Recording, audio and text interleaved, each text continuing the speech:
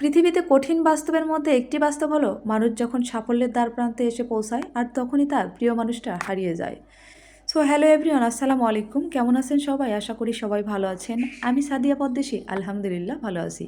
অনেক দিন পর একটা ডেইলি ব্লগ নিয়ে আসলাম। আশা করি ভিডিওটি ভালো লাগবে, না টেনে শেষ পর্যন্ত দেখবেন আর লাইক কমেন্ট শেয়ার দিয়ে পাশে থাকবেন। এই যে আমি আজকে আমার বরকে বললাম যে আমার জন্য একটু পাঙ্গাস মাছ নিয়ে আসিও তো।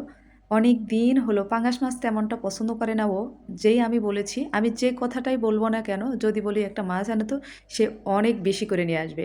পাঙ্গাস মাছের কথা বলা মাত্রই সে বাজারে গিয়ে 5 কেজি ওজনের একটা পাঙ্গাস মাছ কেটে ছোটো ছোটো টুকরো করে নিয়ে এসেছে।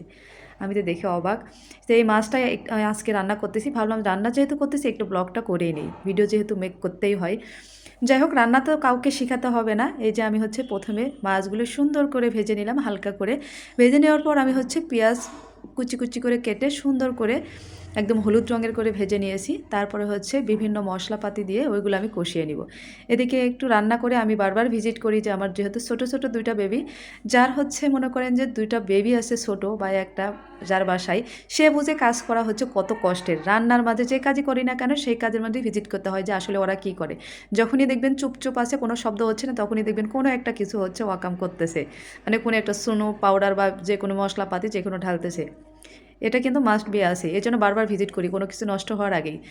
এই যে আমি মাছগুলো ভেজে আমি মশলাগুলো সুন্দর করে কষিয়ে আজকে আমি মাছটা একদম ভুনা ভুনা করব। পাঙ্গাস মাছ আমার একদমই সবজি দিয়ে খেতে ভালো লাগে না, অনেক দিন হলে কিনে না।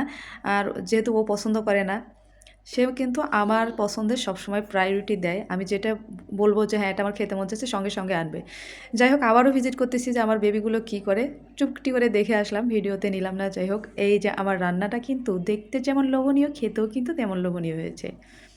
আপনারা কে কীভাবে রান্না করেন জানি না, আমি পাঙ্গাস মাছটা এইভাবেই রান্না করি, একদম ভুনা ভুনা করে শুধুমাত্র পেঁয়াজ দিয়ে। এইগুলো আমি দিলাম রাঁধুনি পাতা আর শলুকের পাতা। আপনারা রাঁধুনি পাতা আর শলুকের পাতা আপনাদের কার কার এলাকায় আছে কমেন্ট করে জানাবেন। আবারও আমি দেখতে আসলাম যে কি করে আমার দুষ্ট বাবা এবং মা।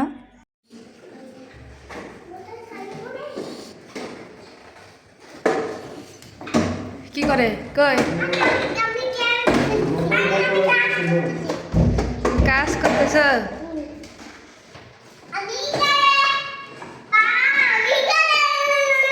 যাই হোক, বেবিরা খেলতেছে, এদিকে আমার রান্নাটাও কিন্তু কমপ্লিট হয়ে গেল। ভিডিওর প্রথমেই আমি বলেছিলাম মানুষ যখন সফলতার দ্বারপ্রান্তে এসে পৌঁছায় তখন তার প্রিয় মানুষটা হারিয়ে যায়। এই কথাটা এই জন্য বললাম, আমার এক বান্ধবীর একটা পোস্ট দেখলাম যে তার বাবা ওপারে চলে গেছেন।